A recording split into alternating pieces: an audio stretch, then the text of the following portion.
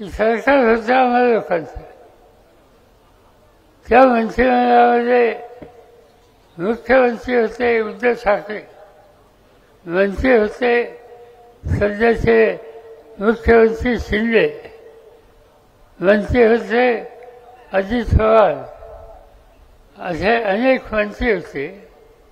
छगन भुजबळ मंत्री होते.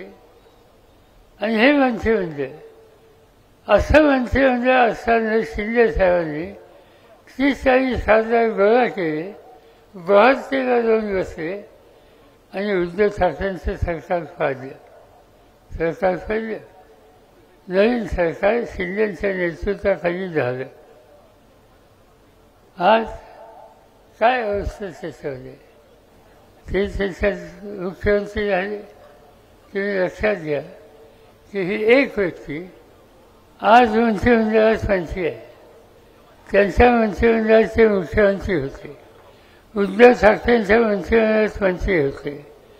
त्याच्या आधी 5 वर्ष देवेंद्र फडणवीसचं मंत्रिमंडळ होतं, त्या मंत्रिमंडळात ते मंत्री होते. प्रत्येक मंत्रिमंडळात जागा त्यांना होती. असं असताना सुद्धा पक्ष फोडायचं काम त्यांच्याकडून झालं आणि त्यांनी सत्ता हातामध्ये घेतली.